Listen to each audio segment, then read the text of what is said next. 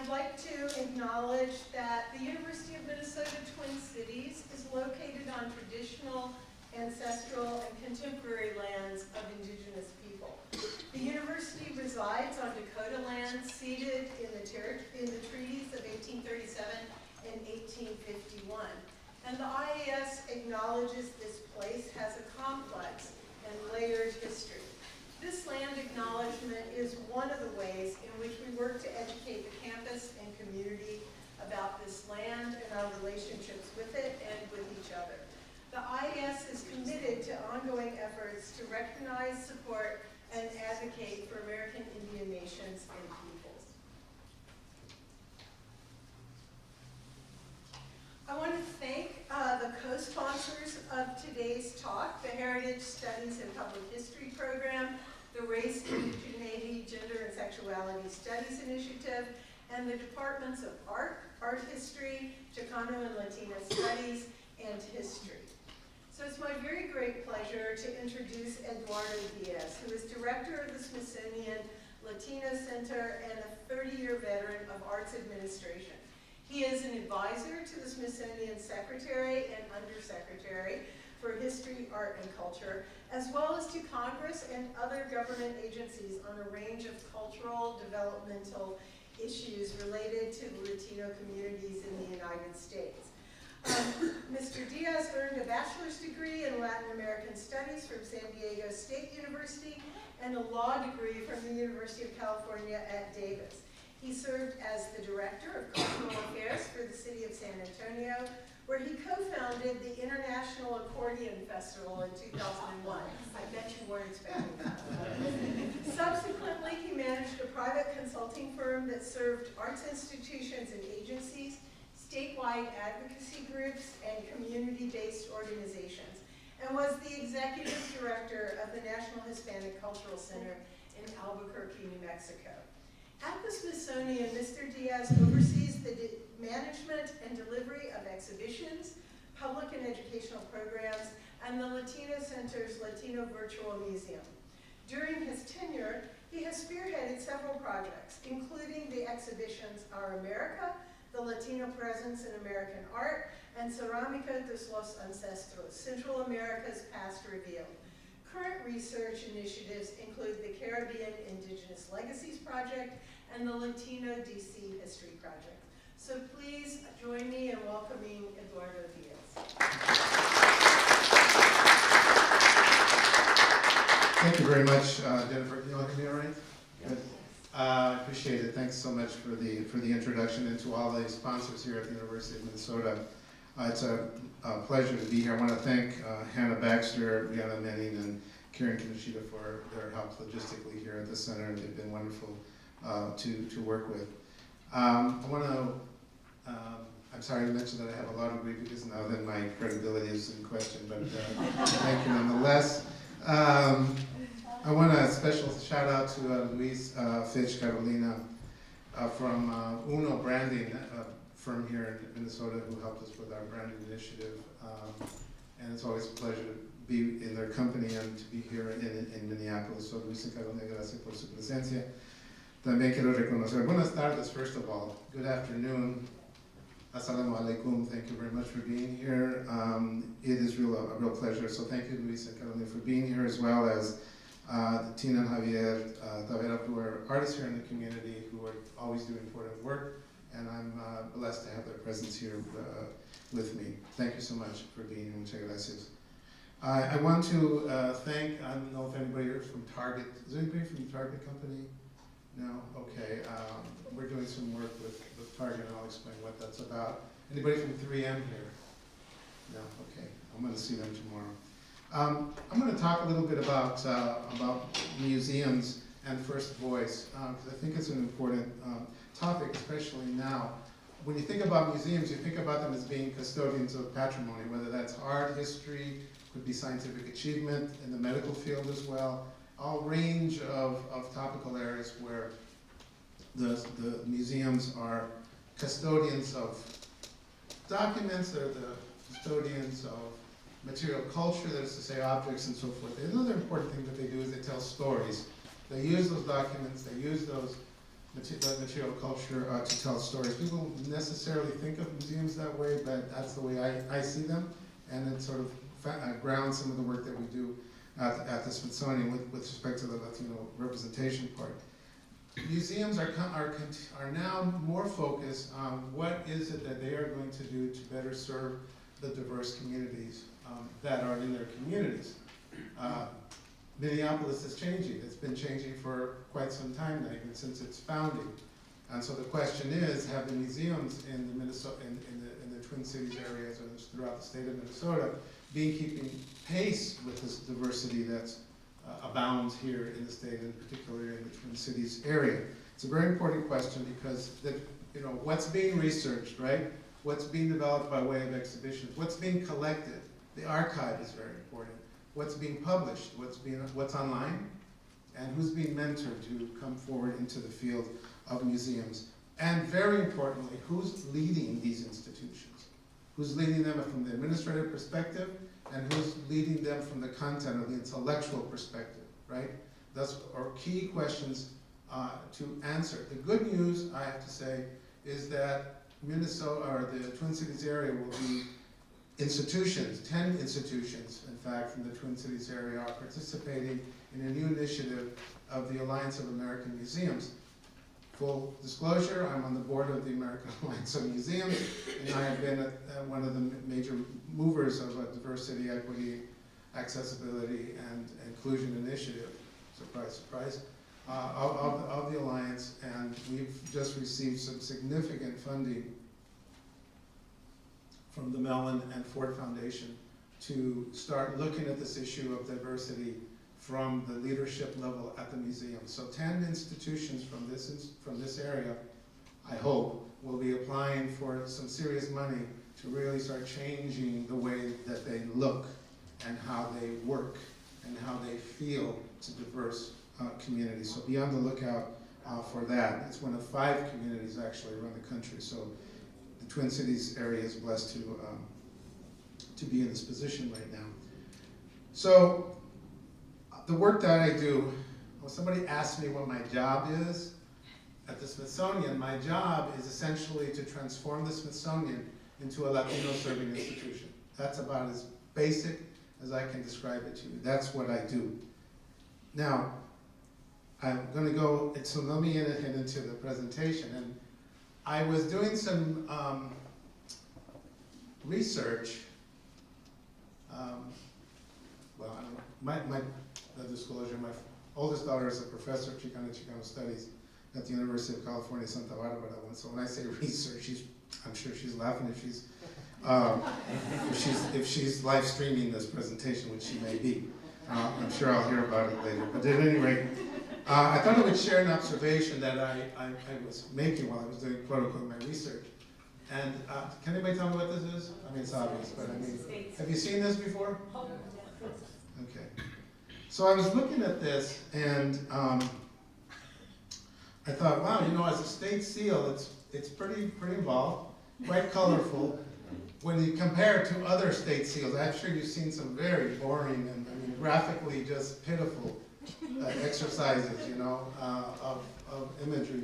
But this one was very interesting to me, and but then I started looking at it a little more carefully, and some things started to pop into my head that were concerning to me. So if you look at it, what you see is this purposeful, hardworking, barefooted white farmer plowing his field, metaphorically plowing a new life into the territory, while a half-naked native man rides on horseback. I'm not sure if the horseman is fleeing what was once his tribal land and signaling a bitter goodbye after being disposed of it, or if he's about to turn on the farmer with his spear, which may not be well advised because, as you see, the farmer has a rifle and an axe close at hand. The banner, the Toile du Nord, the Star of the North, is an interesting gesture to a European language, in this case French, which, correct me if I'm wrong, historians were probably the first Europeans to come into what is now Minnesota. So it's a gesture to the, to European culture, I would say. I guess as a way to balance off Minnesota, a Dakota word meaning sky-tinted water. So the seal raises some very interesting issues on representation and message, and like what story is being told here, right? Whose experiences are being accurately represented, and through whose lens are we getting this message? So this is a territorial seal. This was developed, designed before Minnesota became an official state, right?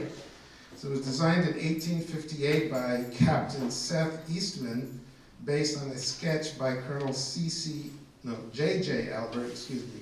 So Captain Eastman's wife, Mary Eastman, wrote a poem about the seal in which he described the westward flight of the Indian away from the pioneer in Minnesota.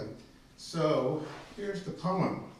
Give way, young warrior, thou and thy steed give way. Rest not, though lingers on the hills the red sun's parting ray.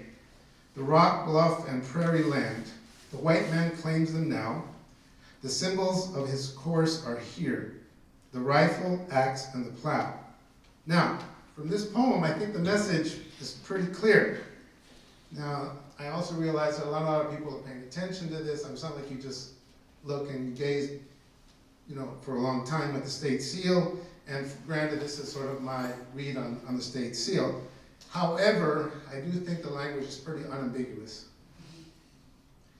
Be that as it may, the state seal, to the extent that it represents a creation story, if you will, creation story of the territory, creation story of the state of Minnesota, it does, I think, provide some useful fodder for Minnesotans in recovering the past, honestly engaging with the present, and creatively imagining the future.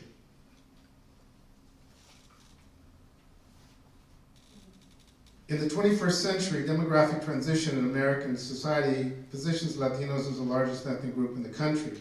Yet for many Americans, Latinos remain like shadowy ciphers, notably absent from the narratives of American art. This is by Tomás Ibarra Frausto, who's a beloved friend and scholar, now retired in his hometown of San Antonio, was formerly at Stanford University, and later at the Rockefeller Foundation. This quote is from a catalog of an exhibition entitled Our America, which definitely mentioned earlier, the Latino Presence in American Art, which is curated by Carmen Ramos, the curator of Latino art, and now the chief deputy curator of the museum, the Smithsonian American Art Museum. The title of the exhibition takes on Tomas's introduction in a frontal yet respectful way, in that it does a couple of things. One, it stakes the claim that America es nuestra, right?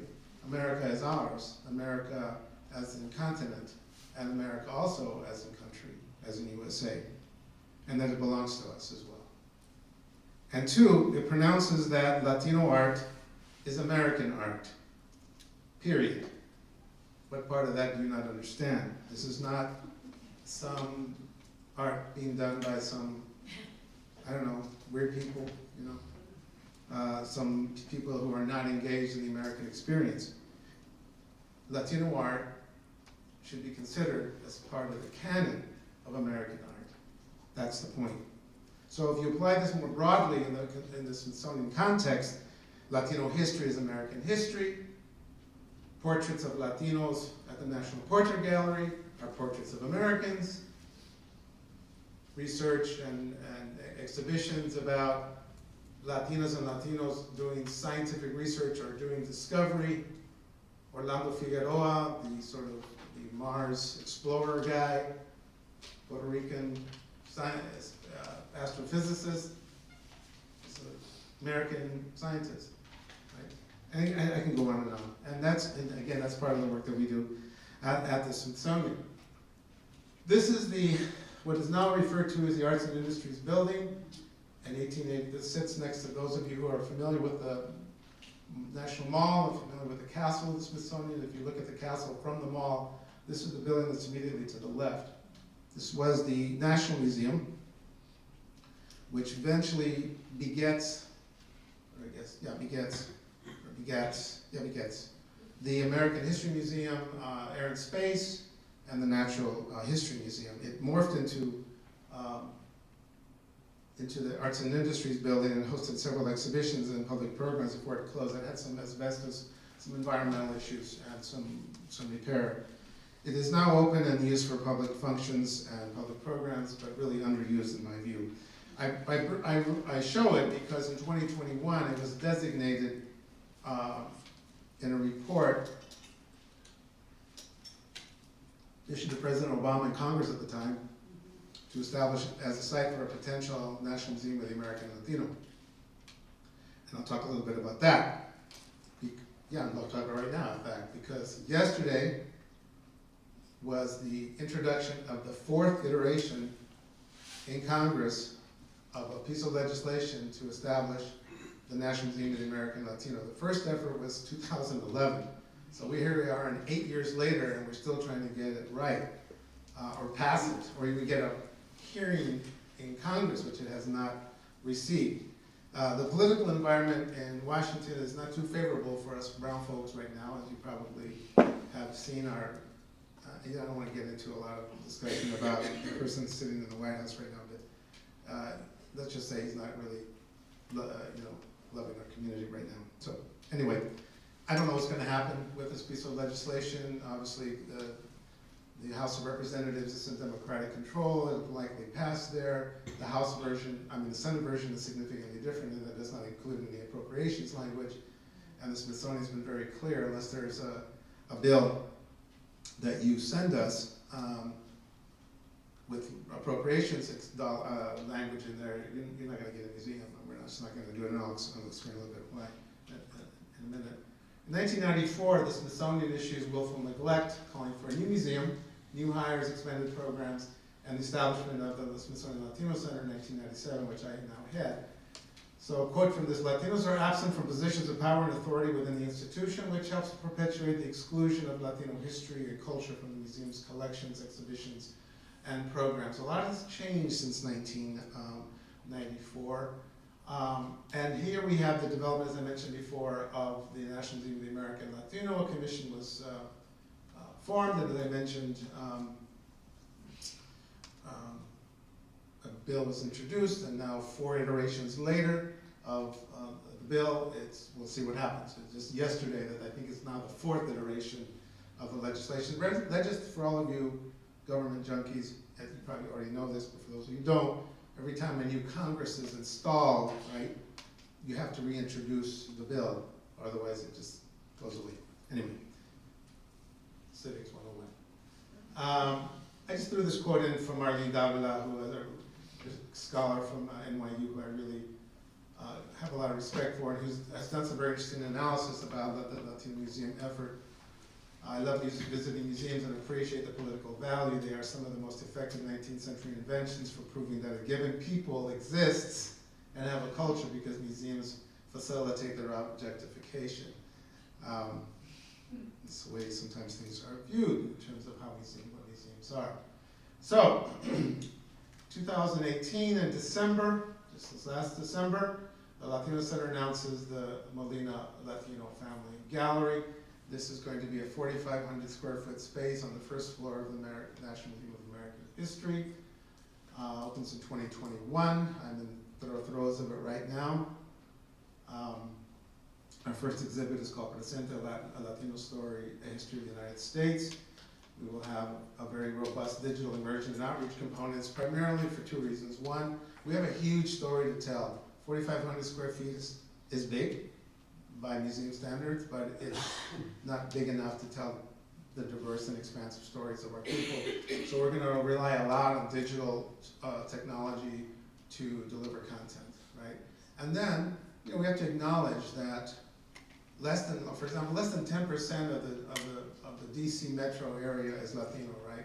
Most of our communities live elsewhere. They live in Miami, they live in Chicago, they live in New York, they live in San Antonio, they live in Los Angeles, they live in San Diego, they live in San Francisco, the Bay Area, they live in Denver, they live in Albuquerque, they live in other places. And so we need to be mindful of the fact that in order for us to deliver content, we're also going to have to do it in a virtual way. If you're a working class Salvadoran family living in South Central LA, the chances of you going to the National Mall are this.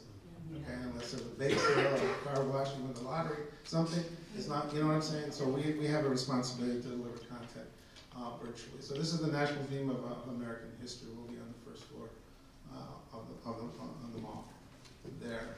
By the way, the name Molina Healthcare, I know it's a Fortune 500 healthcare delivery clinics, right? See, David Molina was a doctor born in Yuma, Arizona, became a teacher, Mexican immigrant, became a teacher and then decided to go to medical school, and was a general practitioner and went into emergency medicine, and he noticed that there were, and this is in Long Beach, which is a community south of LA, and noticed that, not a community, it's a city, south of LA, just south of LA, and noticed that there were a lot of people coming into the emergency room who really didn't have emergencies, mostly poor Mexicanos, poor South Central Americans, poor people in general. They came there because they didn't have anywhere else to go for basic medical services. So he said, wow, what if I open a clinic? He had a hard time getting financing because he was Mexican. That's a whole other story. But finally established a clinic, then became 12 clinics, then became 24 clinics, then became a Fortune 500 company. And so he had 5 children, he and his wife had 5, teacher, had 5 children, 2 of them doctors, a lawyer, an architect, and a woman working in arts and education. And they have given us a significant gift to open this gallery, to really as a legacy for their father, who I think, quite frankly, obviously deserves it. He's one of the first Latinos to actually take a step as a social entrepreneur and as a medical professional to step forward and deliver services to a community that obviously needed it. These are just some renderings. We're at 10% of design now.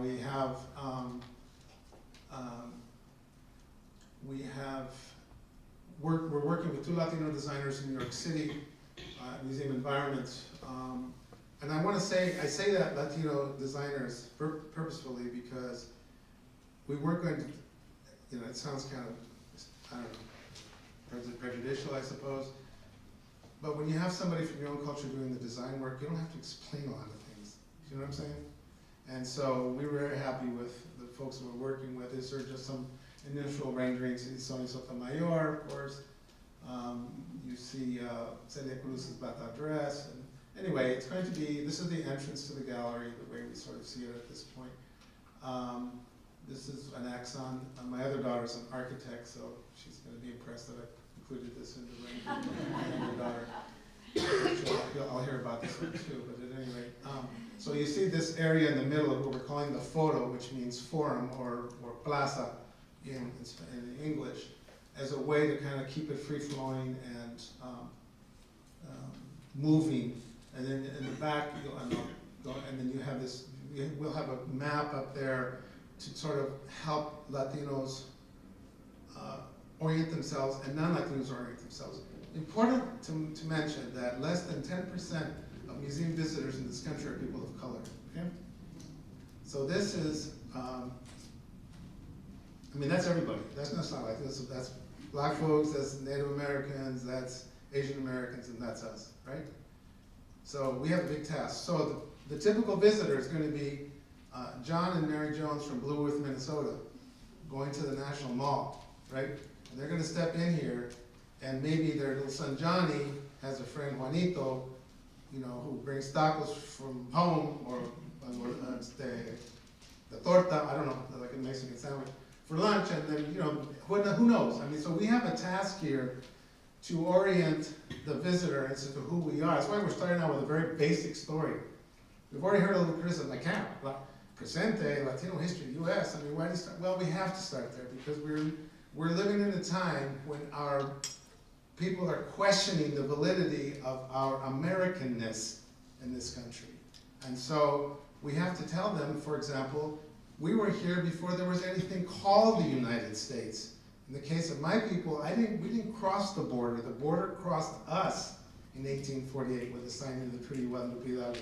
So I think we need to sort of tell these foundational stories about our presence in this country. So that not to rub it in anybody's face, but just to say, this is the history. This is the history. Anyway, so that's the sort of, and I mentioned Uno before because you'll see as we go into the fonts and the branding will be filtered into the way in which the design actually works out. So thank you, Luisa. Here you have what's on the side, sort of renderings of the kind of course it's going to be completely bilingual. How many people know, okay, what does the United States fit? The top five, the five largest Spanish-speaking countries in the world. Where does the United States fit in there? Number 2. There are more people in this country that speak Spanish than any other country in the world except Mexico. Spaniards don't even like to hear that, but that's the way it is. I'm not even going to comment on the Spanish they speak, but that's yeah, we all have our little prejudices. No? So this is like, you're inside the forum, and you see the photo, and you see other shots. This is the education space. This is obviously not a computerized rendering. This is a watercolor, but we've carved out a space of about 500 square feet in the back of the space for a dedicated education space. We're really committed to intergenerational and engaging, ways to engage the visitor, especially young people and their families. Because it's one thing to go through the exhibit and you're like bombarded with all kinds of information, you know, Treaty of Guadalupe Hidalgo and the Chicano movement, you know, the young lords in New York, you know, Dominicans coming to the United States, whatever. You know, and so we're trying to create an opportunity for people to do a little deeper dive, a little bit, and with young people. And we also are going to use this space for some of our own programming, because we don't have a lot of space aside from, 4,500. This is so actually the gallery space is only going to be 4,000 square feet, because this is going to be at least 500 of it. Okay. So the institutional context here that really gets into the real subject of what I'm talking about. We started a curatorial initiative in 2010 called the Latino Curatorial Initiative, very simply, to provide funding to museums and research centers at the Smithsonian to hire Latina and Latino content experts. What do? This is very basic. Does this have a pointer? No, this is not right. Curators content experts do some very basic things. They conduct research, they organize exhibitions, they inform public and educational programs on web content. They build collections and archives that reflect Latino contributions, they publish scholarly research, catalogs and other materials, and they mentor emerging scholars and museum professionals. We provide some additional support, and then the unit takes over after a while, after they permanently establish the position. Now, this is important because it's our people in there driving all of this. People who know us, who are of our community, and the results have been pretty extraordinary. These are numbers that are probably need to be updated. We have 11 right now that we've hired since 2010. The most recent one is actually an archivist at the Archive Center of the National Museum of American History, Daniela Jimenez, she's ABD with Chicano Studies at UCLA, and also has an MILS degree, so she's a double slacker, obviously. So anyway, so she just started in March. And as I was telling Jennifer, I mean, the archive is critically important. A lot, people say, well, what's going on? What's the exhibition? Well, hold on, pal. The problem is that we haven't had robust collecting about our experience for a long time now. So the first order of business is to build the archive, to build a collection, whether it be documents, whether it be paintings, whether it be in the art museum, whether it be in the Cooper Hewitt Design Museum, whether it be American history, whether it be American Indian.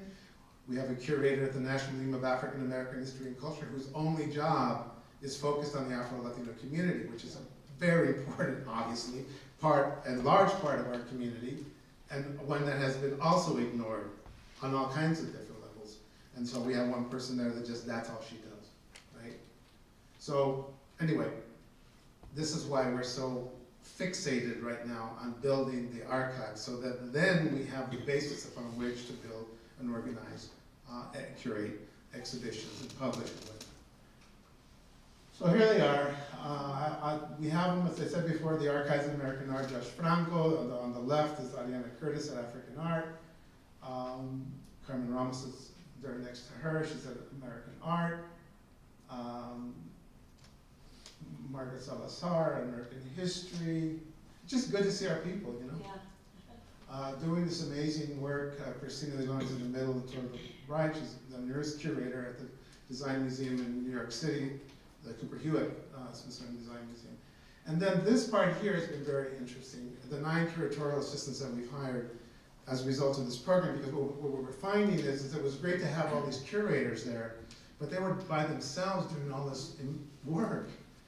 You know, it was like a super heavy lift for them because they had to build the collection, they had to organize it, they curate the exhibits, they had to, you know, they had to publish, they had to write labels, I mean, they had to do everything, and they were drowning. And I said, listen, let's provide some help. So now we have mostly, these are recent grads, some of them are pre-docs, who are now on contract, who are specifically assigned to the work, to help them do in that work. And I was telling Deborah, one of the most interesting things that's happening, let me just go through this, and I'll get back to it, but this is just some examples of some projects we're working on. Latinos in baseball, in the Padres in the big leagues. This is going to be at American History, opens next year.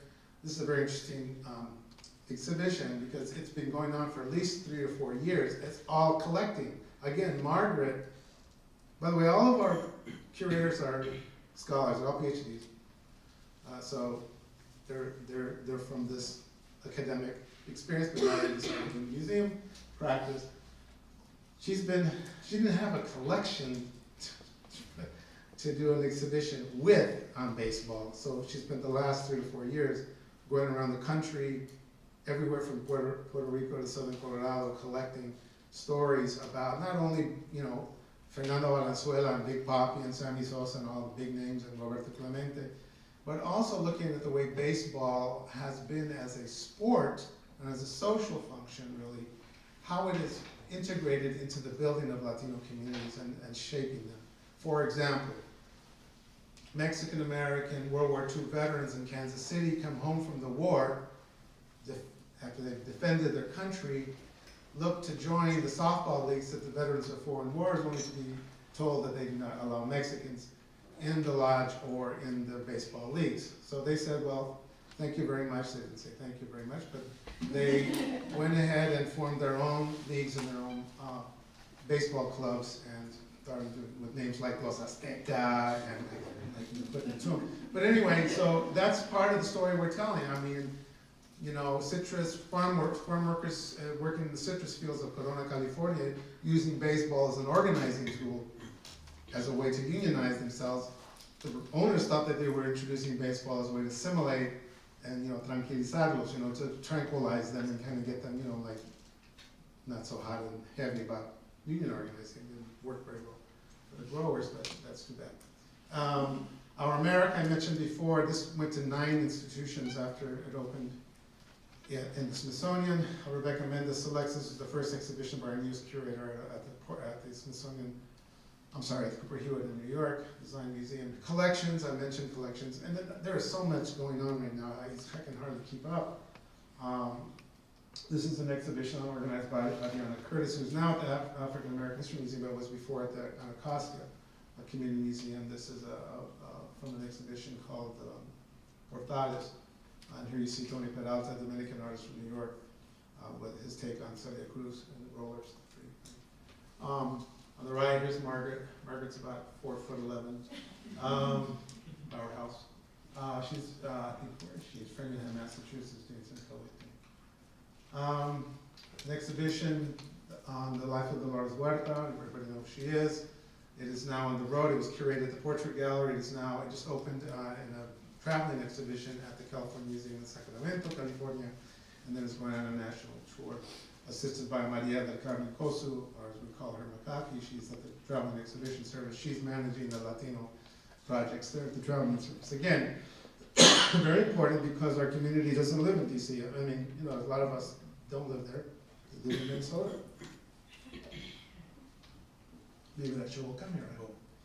On the right is Josh Franco, who did, I don't know, Karen, were you there when he did this?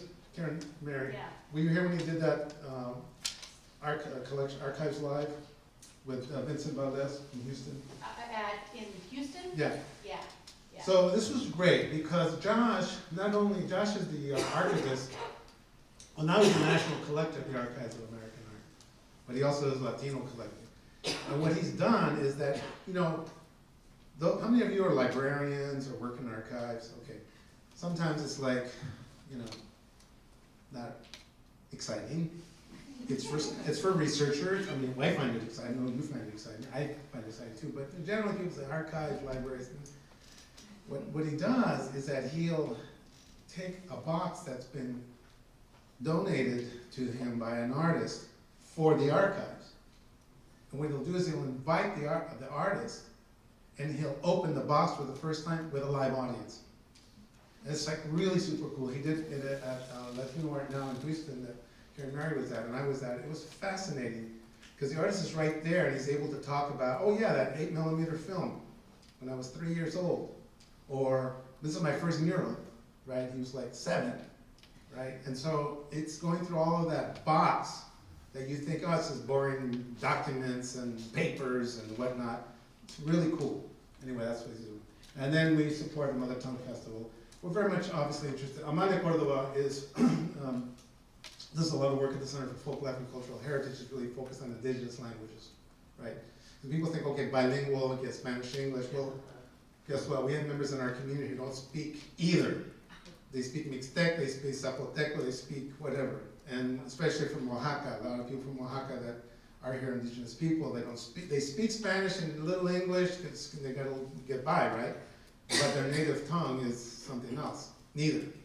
So anyway, that's her work. The Latino Museum Studies program, this is something we began in the mid-90s. This is a summer program for emerging Latina and Latino scholars and museum professionals. Here you see the program for 2006. Castle. This is a summer program, a 5-week program. Tina was in it. Tibet was in it. We've had remarkable success. In fact, several of those graduates have come home to roost at the Smithsonian. Some of them work in other museums, Museo del Barrio, the Museum of Latin American Art in Long Beach, and wherever. So it's been a good training ground and a way to orient these scholarly folks into the museum world. And again, full cycle. These are 4 people who have now come back to work at the Smithsonian. So return on investment. Culture, all of this, right? All of this, and yet we have the situation, Philip Drucker, culture eats strategy for breakfast, right? Anybody know what I'm trying to get at here? Yeah. So the organizational culture, the theory is this: organizational culture will inevitably thwart the creation and enforcement of any strategy that is inconsistent with that culture, right? So if an arts institution attempts to increase diversity in programs, staff and leadership through tactics and strategies, for example, let's do a Hispanic Heritage Month exhibit in September, right? Or a special outreach program for the Somali community, like they did at the Minnesota Historical Society that I saw recently. Rather than fundamentally altering the museum's foundations, right? Its assumptions, its values, its vision, and its culture, that is reflected and really bought into by the administrative and intellectual powers that be at the institution. Long-lasting change will not occur in that kind of a situation. That's why this initiative with the American Alliance of Museums, and by investing in 10 institutions here in the Twin City areas, is about changing that culture foundationally. The recognition is, unless you do that, you can do special Somali programs or special Hmong programs or special Latino programs or special African American programs or honor Native peoples in this community. And that's fine. Like May is Asian Pacific American Heritage Month. Okay, so let's put a nice program on Hmong or whatever, Pan-Asian effort, and that's it. Check the box, let's go on to the next, right? So, this is problematic, and I think we'll see what happens here in Minnesota. I'm interested to see. The other cities are Jackson, Mississippi, Houston, Chicago, and San Francisco Bay Area. So we'll see what happens with this. I mean, as a board member, I feel kind of like responsible for it. And Chris Taylor, who was on the task force did I mention why Chris Taylor can't be here? Chris Taylor, how many people know who Chris is? A lot of people. He's a great colleague, good friend. He's the chief diversity officer, or is about to become the chief, I guess, one of the chief diversity officers for the state of Minnesota. In fact, tomorrow's his last day. He's the one who put me up to this. Bring him here. He's not here. His dog died this morning, so he's dealing with other issues. And then tomorrow's his last day. He's got to start at the state house. Thank you. The Capitol on Monday, so he's got his hands full. I mean, hopefully I'll see him tomorrow. Anyway, Chris and I served on the task force that created this program that now the American Alliance of Museums is implementing. So we'll see. I'm hoping that you, as residents of these communities, will take note and monitor the situation, and maybe in a year or 2 or 3 or 4, we'll see what happens. And you can all be kind of watching how things unfold. But it's exciting. I think this really is the only way that we're going to get to the bottom of this and really start making some change institutionally. Not too bad. How many of you seen these? Okay. So, earlier in the presentation I referenced the first exhibition that we are installing in this new Latino gallery that we're building in American history, but it's really about home and belonging, right? And so I just thought that as I was coming to the end of what I was going to present today, that I couldn't resist this because of the word and, of course, the map of the state of Minnesota, home, because this is about belonging. I mentioned before, of course, that this museum initiative, so it's going to be very interesting to see how these 10 museums in your area are going to incorporate the experiences of people of color, in particular LGBTQ plus folks in this community, how the things are going to roll on from there. And then, of course, how will the museums address the issues of ancestral home among the region's native communities, who, like our native horsemen from the very beginning of the state seal, may feel a bit bereft and still marginalized. How is that going to happen? I also want to end with a slide, again quoting from my dear friend and mentor Tomás Ibarra Frausto. His sort of words to live by, right? Conocimiento, confianza, and convivencia.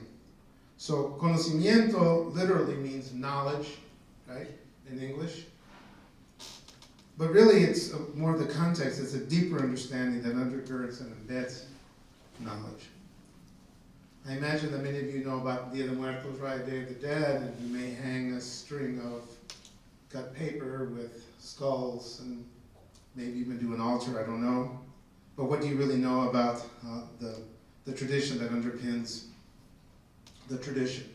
What do we know about Islam, for example? Yes, it's a faith, but for the Somali community here and other Muslims, it's really a guide. It's a way of life, not just a religion. What do we know about the Dakotas and other native peoples of what is now Minnesota and the circumstances of their consequences and dispossession? Conocimiento, deeper knowledge. Confianza, literally confidence. But here again, the context is deeper and there's risk involved. The context, now that I've gotten to know you, right, to know you better, and now that we're in this joint enterprise of making the museums more diverse, accessible, and inclusive, Are we now fully prepared to openly give of ourselves as partners to each other in creating this greater good? Confianza. Convivencia, literally coexistence in English. Yet here again, there's a deeper context.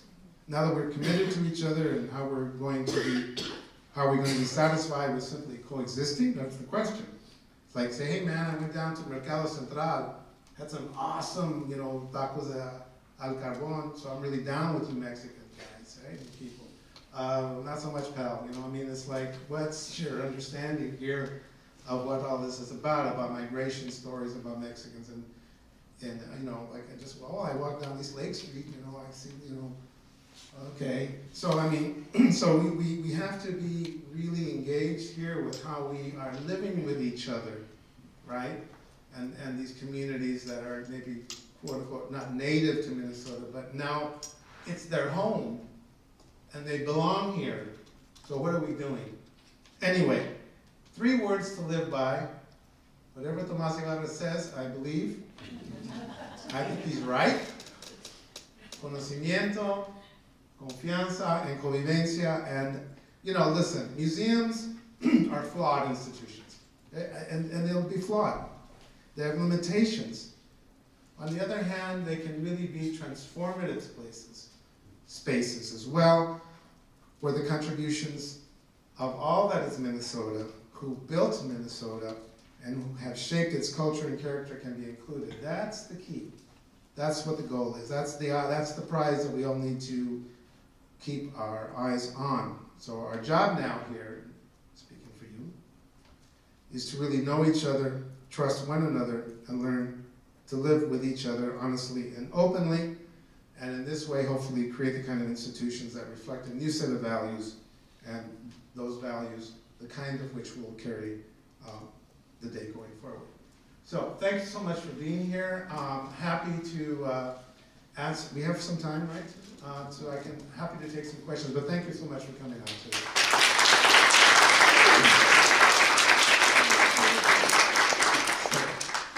Happy to take comments or questions from anyone. Don't be shy. Please challenge me. Please. Thank you. Yes, sir. What is to become of the state seal? He wants to redesign it. He wants to redesign it. I don't know. Listen, I think it's a jumping off point to have a broader conversation, which is why I presented it. Because it really does speak to the issue of representation and whose story is being told and what message is being sent. When you see it, you just it's a little disconcerting. When you read the poem, very clear what the message is. So, and this was the intent of the creators of that image, right? I don't know. It's going to be, these are creation stories. That seal is what a lot of Minnesotans, that's their value, that's their creation story, right? And so it has to, if you're interested in challenging it, that's a political decision. I mentioned the museum, the National Museum of the American and Latino, this effort to create one. At the end of the day, it's about the politics of value and worth, right? So we have a National Museum of the American Indian, we have a National Museum of African American History and Culture. Congress saw to it. They invested 30% of what it cost to build the National Museum of American Indian, came from federal dollars, all of you taxpayers. The National Museum of African American History and Culture, which opened in September of 2016, cost $500 million to design and build it. That's not even to operate it. That's just to design and build it on the National Mall. 50%, $250 million, was allocated from federal coffers, again, taxpayer support. Congress saw well enough or highly enough of those two communities and valued those communities enough to make the investment. That has not been the case with the Latino community at this point. So there is that hurdle of value and worth to get over, even before you can change something as simple as you think as the state seal. I wish you good luck with that. It's going to be interesting because Minnesota is going to continue to change, right? It's not like the Mexicans living on East Lake are going back, okay? Or the Somalis, they're not going back. So, you know, or the mom, or whoever, it's just they're not. So, we'll see. It's a political thing. Anybody else? Yes, sir. Eduardo, what kind of tools can you provide us for these new initiatives? I mean, we're working hard for the museums to collect Latino art, Yeah. and for our community to attend the museum. Yeah. So you just, all of a sudden you landed on us, right, the responsibility of, so what kind of tools can you give us? Well, I think these are state-funded institutions. I shouldn't say, I don't know about the structure of the Minnesota Institute of the Arts. You know, as you know, Caitlin Feldman is now the director of the National Gallery in Washington, D.C. I like her very much. I think she's done a fantastic job. I think she will continue to do good work at the National Gallery in Trinity. I mean, you want to talk about a stodgy institution? And I shouldn't be saying that because Smithsonian is not exactly what I would say is nimble, right? So, but I think, you know, maybe, I don't know who she's left in charge. I don't know who's in charge now of MIA. I don't know much about the Walker. It's good, you know what? This is going to be a very interesting challenge when they get these funds to diversify themselves. I think we'll have to wait and see. However, I wouldn't wait and see in advocating for Latina and Latino art production in this community. I would start having those conversations now, right? Carmen Ramos would be a good person to bring in, or Taina Carago from the National Portrait Gallery, or Josh Franco. These people are more than willing to come out to places like this and talk to your museum leadership and demonstrate what they've done. Carmen Ramos, since 2010, has increased the Latino art collection of the Smithsonian American Art Museum by 62%. The Smithsonian American Art Museum, among all of the major art institutions in this country, has by far the largest US Latino art collection, period. We should. We're the National Museum, for God's sakes. Taina Carago arrived at the National Portrait Gallery a little over 4 years ago. Less than 1% of the collections of the Portrait Gallery were of our people. Since then, she's added at least 180 new acquisitions. And the trick there is that to be in the collection of the National Portrait Gallery, you have to be somebody. You know, you got to have made a major contribution, like Sonia Sotomayor, right? You have to ask yourself, why wasn't Sonia Sotomayor in that collection? You mean they didn't know who Gloria Estefan was? They didn't know who Rodolfo Anaya was? They didn't know who Sandra Cisneros was? They didn't know who Eddie Palmieri is? You know, I mean, I could really be pissed off about that, but the good news is that now they're in the collection, right? Flaco Jimenez, the great accordion player, going back to my accordion festival days, is there now, right? And we've been behind this, the Latino Centers were behind this collective initiative. So I think the point is, Latino art is American art. Latino art created by Latina and Latino artists from Minnesota is art from Minnesota, period. That's the point. So I think to the extent that you can organize the community, and I know you guys do that, the extent to which you can organize yourselves and make a coalesced effort to approach these curators, especially if their institution is entering into this initiative that I just mentioned with American. So then you've got them to where they can say, oh, hey, you got this money, right? You're going to diversify. Here's a plan. They're going to be hard pressed to turn you away at the door. That, I guess, would be my advice. And again, I would bring people in from the Smithsonian if they're going to, if they're willing to come, and I know they will, because they talk all the time. They come out a lot, like me. We love to get out of DC for reasons obvious. And so, and to talk about the work, because we're proud of what we've been doing. We're proud of what, I mean, what Josh Franco has done in the Archives of American Art is ridiculous. He's got, I don't know how many papers, sets of papers he's brought in, but it's extraordinary. Artists that would never have been in the archives. So anyway, yes, sir. The 10 institutions, have they already been selected? No, the deadline for their submission of their proposals is next Friday. So we'll see. And then there'll be a process of selection. Our board is meeting in New Orleans in the end of this, towards the end of, no, the middle of this month. We may have kind of, I'll have kind of an idea who it is. It's gonna be under wraps for a while until the final selections are made. But I suspect it's gonna be the majors. I suspect it'll be the Walker. I suspect it'll be Minnesota, maybe the Historical Society. I'm sure it's gonna be MIA. It may be others. I'm hoping, you know, and maybe some mid-sized institutions as well. I don't know. Yeah. Anybody else? Any other questions? Happy to be answering anything. I guess not. Thank you so much again for being here. Thank you.